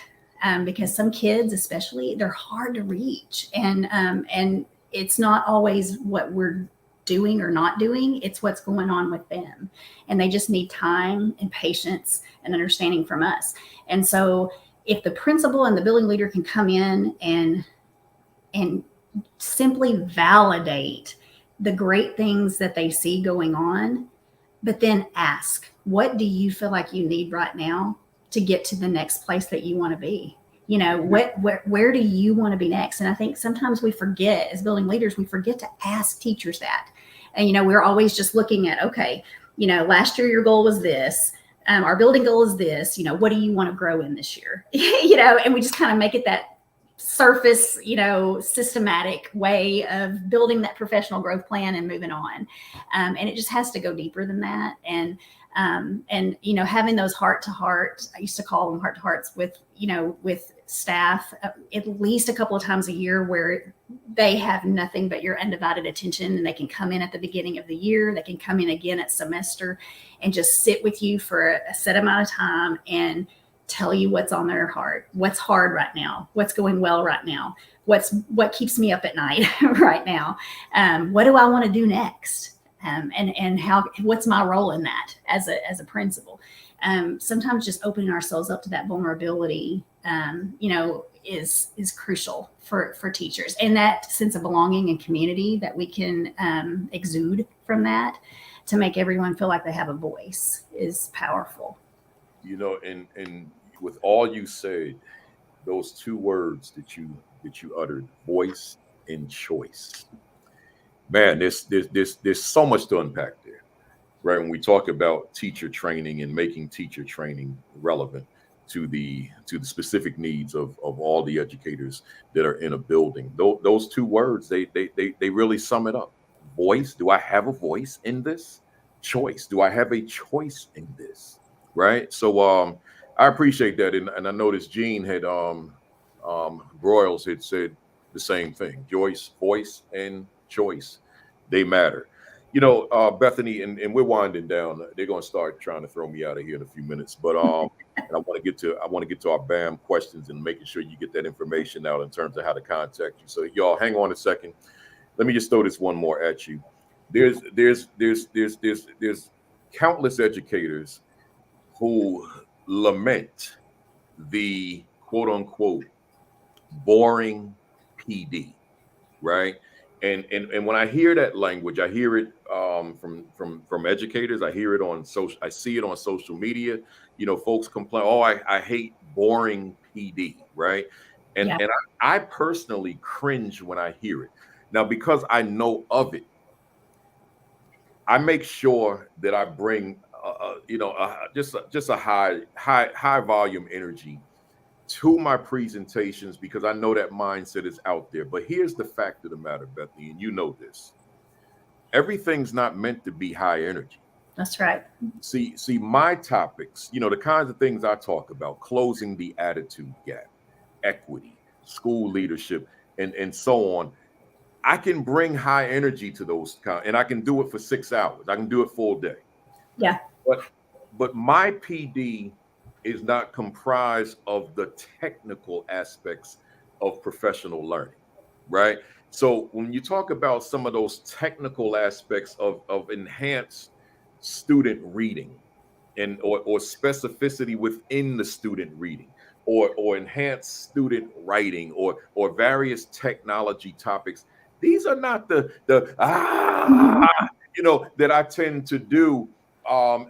One could sort of merge something in this high level, high energy, but for the most part, the presentation is going to be down here, and it's going to be very technical, right? Yeah. And it's going to require a whole lot of concentration, which is not what I do, right? So my question is a simple one.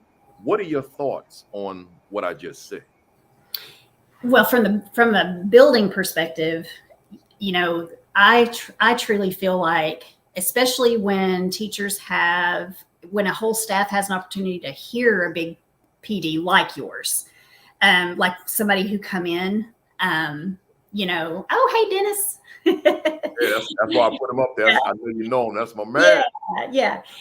So when we do have those opportunities where maybe something's required, you know, and teachers are like, oh, I've got to go to this PD. My superintendent's telling me to, my principal's telling me to. Maybe it's a state requirement for my licensure, you know, blah, blah, blah. It's never going to be quite as motivating when you're told to go to something, right? Yeah. So, but when they do go to something, whether it's choice or whether it's something that they've been told to, if we don't get technical with it, no matter what it is, then it's not going to stay alive. It's going to die out, and then it's going to just be, you know, oh, I went to that PD in June, you know, I forgot all about it. You know, we have to get technical with it in engaging ways and make it personalized to situations that are happening in our building as a school community. Even within larger districts, a building, you know, on this side of town compared to a building on this side of town have different things going on, different needs. So if a district hears the same message, how are we going to get down to the nitty gritty and be intentional and technical about implementation? And how does that look in our building with our students? How does it look in your classroom compared to your classroom? Because it might be different. It might be different with sophomores compared to seniors. It might be different with kindergartners compared to fifth grade. So we have to look at and make that personalized connection, because teachers are so busy and they have so much going on and they have so much to plan for, and they won't always make those connections by themselves, especially if it's something that they didn't choose to go to. And they do have to attend a lot of things that they don't get to choose, you know, to attend. So I think we have to get technical and use student work, use the names of students, you know, use our demographics at our building and personalize this message to see how can we get the most bang for our buck from this learning experience. And then what are we going to do next month to make this continue on? What are we going to do in January after Christmas break when, you know, when kids come back and they're sometimes in a different state of mind? How does this learning experience pertain to us now in January? And then as we learn different things, you know, how do we weave that into our overall goal? So breathing life into those learning experiences long after we've attended them, I think, is something that we have to get very technical with. And that's where you roll your sleeves up and you do the work. And maybe there's an artifact, maybe there's a product that comes from that. And it could be student work. It could be, you know, something personal that teacher, you know, is producing to grow in. It could be a building, you know, initiative that everyone contributes to. So I think that's a big key, because PD is just for the sake of PD, just to get credit or just to fill a 6-hour time slot. You know, we have to think beyond that, because it's too expensive and time is too precious to just fill space without doing anything with it. Love it. Love it. And I just put your contact information. I don't have the Facebook, but we're going to get to it. But let me shout out to Dr. Sheikah Houston, who's with us here.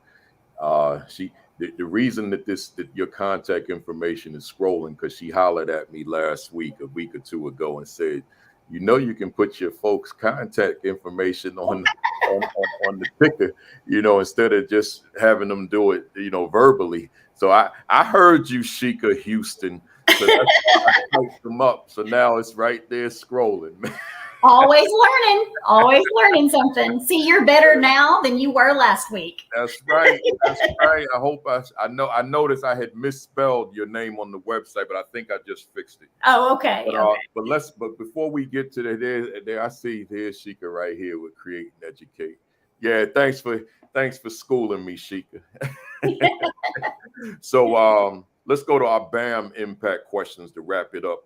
These are one word answer, 1 sentence max. Anything Ooh. more, I'm going to cut you off. That's Right? hard. Yeah, that's hard, Hard man. for us wordy people. And they're going to come like this. Here we go. Is education on the right path for underserved children? I'd have to say no. Can true equity occur in America's schools for Black, brown, and other underserved students? I truly believe it can. Does Bethany Hill's work contribute to the progress we desperately need? Yes. If you could do a reset on your life, would your line of work be different or the same? Oh, it would be the same. Why do you continue to do the work that you do? I want to see more teachers enter the profession. What fires you up within the work that you do? When I see a teacher realize their sense of efficacy, man, it lights me up. What do you dislike about the work you do? Oh, man. Sometimes I feel very limited based on just where we are as a nation. What has been your greatest victory in this work to date? I would say when I see former students come back and tell me what's going on with their world, and especially when they tell me that they're entering the profession as an educator. I was able to hire a former student a few years back, and that was a great moment. Good stuff. What has been your greatest mistake in this work? Oh gosh, probably my whole first year. Can I say that? I'm getting ready to ask you that question in a second, so that's good. What has been your greatest challenge? My greatest challenge is reminding myself that it's not my responsibility to fix everything, but to create conditions to where things are just better for students and families and for teachers too. Now here's one of them first year questions. Are you proud of your first year as an assistant principal? As an assistant principal, yes. I was very open to learning and had an amazing mentor and a great staff who taught me a lot. So, yeah. Are you proud of your first year as a principal? I am, but there was a lot I would change because I know a lot more now than I did then. Absolutely. Who inspired? I'm sorry. I still don't know enough. Who inspires you in this work? Oh my gosh. I really think it's the novice teachers that I see on a regular basis because they're coming back every day and there are other things they can do and they're choosing to come back. Good stuff. That's inspiring. What are you reading right now? Book, blog, article, tweet, anything? Actually, I am reading A Wolf at the Schoolhouse Door right now. I saw that on Amazon. Yeah, it's the dismantling of public education and the future of school. Very enlightening. I may have seen it on your Twitter page because I was going all through your stuff, seeing what I could grab, and that's why I haven't gotten to all the questions. You got some tweets on there I wanted to address, and when I bring you back, let's keep going. What book might you recommend for our viewers this afternoon? Oh gosh. I would definitely recommend this one for sure. A Wolf at the Schoolhouse Door. It explains a lot of, just where our education system is right now and provides some background on things. It's helped me deal with some of the challenges that have been thrown at us in education and feel more at peace because I really struggled with that. All right. What do you want to accomplish that you haven't accomplished yet? One word, one sentence. Maybe a doctorate. There you go. Are you satisfied with where you are now professionally? Oh, no. No. What could you say to a viewer out there who continues to face closed doors? I would say keep turning the knob because one's going to open. And sometimes you may have to create your own door. Yeah, absolutely. And walk through it. What could you say to a viewer out there who's lost their fire? Think about the people that you're spending your time with, because if it's people that aren't breathing life into you, then it might be time to think about your circle and get around some people who can pour into you. And lastly, if Bethany Hill was a word in a dictionary, what would be your definition? I would say relentless. Good, good. You know, we have a tradition here, and I see the folks got started. When first, let me say I'm glad to have you here. I appreciate you being here, and you certainly hit it out the park. I Thank got to bring you. my little baseball bat when I'm on the road. But we have a tradition here. The audience, they let us know. They give us their favorite emojis: hearts, fire, hand clap, praise, bombs, gems, diamonds. Hey, folks, hit us up. Checks. Hit us up. I see them already. Hit us up. Let us know if the conversation was beneficial, if the Oh, I love it. conversation resonated with you, if the conversation is useful to you when you get back. Let Bethany know. Give us them emojis. Give it to us. I see it. I see it. I see it. I see it coming. I see all that fire and flames on all 5 I of love it. the platforms that I use. Thank you, LinkedIn. Thank you, Facebook, twice. Thank you, Twitter. Thank you, YouTube. Keep it coming. Keep it coming. Bethany, I have your contact information scrolling, but let us know, how can they reach you if they want to bring you in to speak, if they want to ask you a question, anything. How do they get in touch with you? Well, any of those DMs, on Instagram, Twitter, are great. I have a Facebook page too, just Bethany Hill. But then I have one called. I can't get it. That's why I never tag you, because it doesn't work for me. Like it'll highlight when I tag you, but then when I hit the send, the tag disappears. That's because we're not friends. I might need to check it. That's why you never got anything from me on Facebook, because I can't. Yeah. Well, I do have a page there, and then I have Inspiration for Educators. That's also a Facebook page that's specifically for educators, just to encouragement, information, different things like that. And then I have email at joyfulleaders@gmail.com that you can reach out anytime too. So always love to connect with different people and hear perspectives from people all over. Good stuff. And Jeffrey Ryan Burton said, way to represent our state of art. Yay! Good stuff. Good stuff. Hey, Bethany, stay there while I close out. Folks, appreciate you being here as always. We going into week 153 next week. I'm gonna have an assistant principal conversation, and I'm gonna do something different. I'm not gonna have a script next week. I'm just going to go by faith, and I'm going to bring these 3 assistant principals: Tracy Oliver from Florida, Dr. Roz Gaskin, who you hear me mention her name with her live stream every week, from Maryland, and Stephanie Gage from Chicago. We gonna sit here and we just gonna talk assistant principal leadership, and I'm not gonna have questions. We gonna flow, right? So join us next week. We're gonna have a great conversation. Join us next week at 10:55. School Leadership Institute.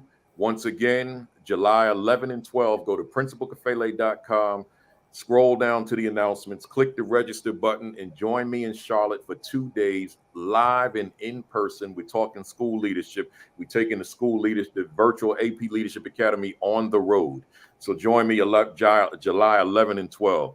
Facebook Live every Saturday morning, 10 o'clock. Sean Hurt, he was live from South Africa this morning. So he was in Johannesburg, South Africa. So if you missed it, go back to his page and check it out. It was a beautiful thing to see him in South Africa live this morning. Create and Educate with Dr. Sheikha Houston and Dr. Tammy Taylor, 10:30. Unlock the Middle with Principal Josh Tovar and Dean Packard at 7 o'clock Sunday nights. And then Village Leadership Group with Dr. Roz Gaskins that you just heard, and Coach Williams, Tuesdays and Thursdays at 6. Make sure you order the pre-order, the Assistant Principal Identity. It comes out May 19. But get your hands on it now, because I know it's going to sell out on the day it's released, man. All my books do, which is a blessing from the man above or the woman above. So get your book now, order it now, so that you can get it when it's released on May 19th. Visit the website at principalkafele.com. Subscribe to the Virtual AP Leadership Academy YouTube channel, and then watch all 152 of the sessions that we've been doing over the past 3 years. And by the way, my anniversary is coming up soon. The first Saturday in May will be the 3rd anniversary of the Virtual AP Leadership Academy going into year 4. Like and follow the Virtual AP Leadership Academy Facebook page, and that's where the commentary will be. Tomorrow, it'll be number 101, man. I be getting up in the morning writing these commentaries, man. All I want you to do is read it and use what you can toward incorporating it into your practice. And then lastly, your diet, your exercise, and your COVID precautions. Make sure that your diet is good. You got to be healthy. You can't do this stuff if you're not healthy. As a matter of fact, read the post I wrote this morning. Matter of fact, and that was a post dealing with mental health, physical health, and so on. But I've been on like a Facebook binge writing lately. Go back, scroll my last several days, man. One day I sat up in a rest stop in Jersey and just wrote like 6 different things. Just read some of that stuff because apparently it's generating a lot of interest. One of them has like 1,400 likes. Another one's like 1,200 likes. So people been liking it. So that's why I'm encouraging it. Normally I don't say go read my posts, but since so many people are writing and commenting on them, go to my Facebook page at Principal Kafele and scroll back up until like Monday and just read some of that stuff, and maybe it will resonate with some of you. Just had a lot on my mind. And then lastly, your COVID precaution. I know your exercise, get that in. And then I can't go to the gym today, but I'll be there tomorrow. And then your COVID precautions. Hey, if you go on the ASCD this week, I'm Sunday at 10:45. So I'm gonna do a session at 10:45 in Denver, and then I'm gonna do a book signing right after. So come on and join me in Denver, 10:45 ASCD next Sunday, right? Sunday in Denver, Mountain Time. I'll be there live, man. Come join me. Other than that, y'all, I appreciate you being here. Be safe this week, be productive this week, and have your best week yet. Peace. Peace. Thumbs up. Cock that fist back. 1, 2, 3. Bam. Can't say it loud, y'all. Housekeeping out there, man. So I'll see y'all next week. Be safe. Thanks for being here.